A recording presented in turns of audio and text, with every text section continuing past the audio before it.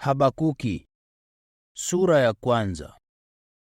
Tangazo ambalo nabii Habakuki alipokea katika maono. Yehova, nililia msaada mpaka lini, lakini wewe hunisikii? Nitaomba msaada kwa sababu ya ukatili mpaka lini, lakini huingilii kati? Kwa nini unanifanya nione mambo mabaya? Na kwa nini unavumilia ukandamizaji? Kwa nini uharibifu na ukatili uko mbele yangu? Na kwa nini ugomvi na mizozo inaongezeka? Kwa hiyo sheria haifanyi kazi na haki haitekelezwi kamwe. Kwa maana mwovu amemzingira mwadilifu, ndiyo sababu haki imepotoshwa. Tazameni miongoni mwa mataifa, kazeni uangalifu. Tazameni kwa mshangao na kustaajabu, kwa maana jambo fulani litatukia katika siku zenu ambalo hamtaamini hata mkiambiwa. Kwa maana tazama, ninawainua Wakaldayo, taifa katili na linalotenda haraka haraka. Wanasambaa upesi katika maeneo makubwa sana ya dunia, ili wachukue kwa nguvu makao ambayo si yao. Wanatisha na kuogopesha, wanaweka sheria yao wenyewe na mamlaka yao wenyewe. Farasi wao wanakimbia kasi kuliko chui, nao ni wakali kuliko mbwa mwitu wakati wa usiku. Farasi wao wa vita hukimbia mbele kwa kasi, farasi wao hutoka mbali sana. Wanashuka chini kwa kasi kama tai anayekimbilia chakula. Wote huja wakikusudia kutenda ukatili. Nyuso zao kwa pamoja ni kama upepo wa mashariki, nao huchota mateka kama mchanga. Wanawadhihaki wafalme na kuwacheka maofisa wakuu. Wanaicheka kila ngome, wanatengeneza daraja kwa rundo la udongo na kuiteka. Kisha wanasonga mbele kama upepo na kupita humo. Lakini watakuwa na hatia, kwa sababu wanasema nguvu zao zinatoka kwa Mungu wao. Je, wewe si wa tangu milele, Yehova? Mungu wangu, mtakatifu wangu, wewe hufi. Yehova, uliwachagua ili watekeleze hukumu. Mwamba wangu, uliwaweka ili watekeleze adhabu. Macho yako ni safi sana yasiweze kutazama uovu, nawe huwezi kuvumilia uovu. Basi, kwa nini unawavumilia wenye hila na kunyamaza mtu mwovu anapommeza mtu mwadilifu kuliko yeye? Kwa nini unamfanya mwanadamu awe kama samaki wa baharini, kama viumbe wanaotambaa ambao hawana mtawala? Hao wote yeye huwavua kwa ndoano, huwakamata kwa wavu wake wa kukokotwa, naye huwakusanya katika wavu wake wa kuvulia samaki. Ndiyo sababu anashangilia sana. Ndiyo sababu anatoa dhabihu kwa ajili ya wavu wake wa kukokotwa, na kutoa dhabihu kwa ajili ya wavu wake wa kuvulia samaki. Kwa maana nyavu hizo zimemletea utajiri, na chakula chake ni bora. Je, ataendelea kutoa samaki katika wavu wake wa kukokotwa? Je, ataendelea kuyaangamiza mataifa bila huruma? Sura ya pili. Nitaendelea kusimama katika kituo changu cha ulinzi, nami nitasimama juu ya boma. Nitaendelea kukaa macho ili nione atakalosema kupitia kwangu, na lile nitakalojibu nitakapokaripiwa. Kisha Yehova akanijibu, andika maono haya na uyaandike waziwazi kwenye mabamba, ili anayeyasoma kwa sauti ayasome kwa urahisi.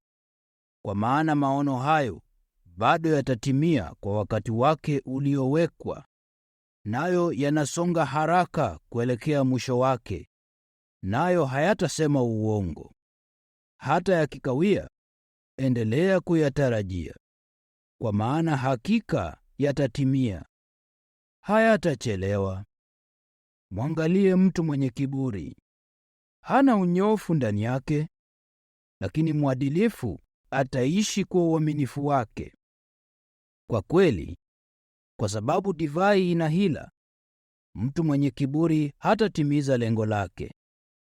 Hufanya hamu yake iwe kubwa kama kaburi. Yeye ni kama kifo na hawezi kutoshelezwa. Huendelea kuyakusanya mataifa yote na kujikusanyia watu wa mataifa yote. Je, hao wote hawatasema methali, fumbo na vitendawili kumshutumu? Watasema, ole wake anayejirundikia vitu visivyo vyake. Mpaka lini? Na kufanya deni lake mwenyewe liwe kubwa hata zaidi. Je, wanaokudai hawatainuka kwa ghafla? Wataamka na kukutikisa kwa fujo, nawe utakuwa kitu cha kuporwa nao. Kwa sababu ulipora mataifa mengi, mataifa mengine yote yatakupora. Kwa sababu ulimwaga damu ya wanadamu, na kwa sababu ya ukatili ulioitendea dunia, majiji na wale wanaoishi humo. Ole wake anayeitafutia nyumba yake faida ya uovu, ili aweke kiota chake juu, aepuke kunaswa na msiba. Umepanga njama ya aibu dhidi ya nyumba yako. Kwa kuyaangamiza mataifa mengi, unatenda dhambi dhidi yako mwenyewe. Kwa maana jiwe litapaza sauti kutoka ukutani, na kutoka kwenye mbao za paa boriti italijibu jiwe hilo. Ole wake anayejenga jiji kwa umwagaji wa damu, na kuusimamisha mji kwa ukosefu wa uadilifu. Tazama, je, si Yehova wa majeshi anayesababisha mataifa yafanye kazi kwa bidii ili kuulisha moto na kusababisha mataifa yajichoshe bure? Kwa maana dunia itajaa ujuzi wa utukufu wa Yehova, kama maji yanavyoifunika bahari. Ole wake anayewapa wenzake kinywaji na kuongeza ghadhabu na hasira ndani yake, ili awaleweshe kusudi atazame uchi wao. Utajaa kabisa aibu badala ya utukufu. Wewe pia kunywa na kufunua hali yako ya kutotahiriwa. Kikombe kilicho kwenye mkono wa kuume wa Yehova kitazunguka na kufika kwako, na fedheha itafunika kabisa utukufu wako. Kwa sababu ukatili ulioitendea Lebanoni utakufunika, na maangamizi yaliyowatisha wanyama yatakujia. Kwa sababu ulimwaga damu ya wanadamu, na kwa sababu ya ukatili ulioitendea dunia, ulioyatendea majiji na wale wanaoishi humo. Sanamu ya kuchongwa ina faida gani, na mtu ndiye aliyeichonga? Sanamu ya chuma na mwalimu wa uongo ana faida gani, hata ingawa yule aliyeitengeneza anaitumaini, akitengeneza miungu ya ubatili ambayo haiwezi kuongea? Ole wake anayekiambia kipande cha ubao, amka, au anayeliambia jiwe lisiloweza kuongea, amka, tufundishe. Tazama, sanamu hiyo imefunikwa kwa dhahabu na fedha, nayo haina pumzi yoyote ndani yake. Lakini Yehova yuko katika hekalu lake takatifu. Dunia yote na inyamaze mbele zake. Sura ya 3. Sala ya nabii Habakuki aliyoitoa kama nyimbo za huzuni. Ee Yehova, nimesikia habari kukuhusu. Ninaogopa matendo yako, ee Yehova. Uyafufue kati ya ile miaka, uyafanye yajulikane kati ya hiyo miaka. Nawe ukumbuke kuonyesha rehema wakati wa msukosuko. Mungu alikuja kutoka Temani, yeye aliye mtakatifu kutoka mlima Parani. Utukufu wake ulifunika mbingu, na dunia ikajaa sifa yake. Aling'aa kama nuru, miale miwili ilimweka kutoka mkononi mwake, ambamo nguvu zake zilikuwa zimefichika. Ugonjwa hatari ulitangulia mbele zake, na homa kali ilimfuata miguuni. Alisimama tuli na kuitikisa dunia. Alitazama mara moja tu, akayafanya mataifa yaruke. Milima ya milele ikavunjwa-vunjwa, na vilima vya kale vikainama chini. Vijia vya zamani za kale ni vyake. Niliona taabu katika mahema ya Kushani. Vitambaa vya mahema ya nchi ya Midiani vilitetemeka. Je, umeikasirikia mito, ee Yehova? Je, hasira yako inawaka dhidi ya mito? Au unaikasirikia vikali bahari? Kwa sababu ulipanda farasi wako, magari yako ya vita yalishinda. Upinde wako umefunuliwa na uko tayari.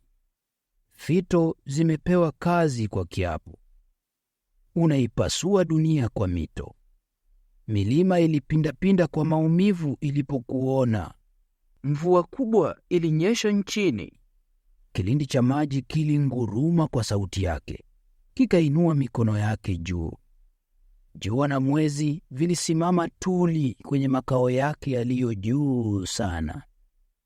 Mishale yako ilitoka kama nuru. Radi ya mkuki wako ilikuwa nyangavu. Ulipiga mwendo duniani kwa ghadhabu, ukayakanyaga mataifa kwa hasira. Ulitoka ili kuwaokoa watu wako, kumwokoa mti wa mafuta wako. Ulimponda-ponda kiongozi wa nyumba ya waovu. Ilifunuliwa wazi kuanzia kwenye msingi hadi juu. Uliwachoma vichwa mashujaa wake kwa silaha zake mwenyewe, walipoondoka kwa kishindo ili kunitawanya. Walishangilia sana kumnyafua kisiri mtu anayeteseka. Ulivuka bahari kwa farasi wako, katikati ya mawimbi yaliyoinuka ya maji mengi. Nilisikia nikatetemeka kwa ndani. Niliposikia sauti hiyo, midomo yangu ilitetemeka. Uozo ukaingia mifupani mwangu, miguu yangu ikatetemeka. Lakini nangojea kimya kimya ile siku ya taabu, kwa sababu inawajia watu wanaotushambulia. Ingawa huenda mtini usichanue, na huenda mizabibu isiwe na matunda, ingawa huenda mizeituni isizae, na mashamba yasiwe na mazao yoyote, ingawa huenda mazizi yasiwe na kondoo, na mabanda yasiwe na ng'ombe, lakini mimi nitashangilia katika Yehova. Nitakuwa na shangwe katika Mungu wa wokovu wangu. Bwana mwenye enzi kuu, Yehova, ni nguvu zangu. Ataifanya miguu yangu iwe kama ya paa, na kuniwezesha kutembea mahali palipoinuka. Kwa kiongozi, kwa kutumia vinanda vyangu,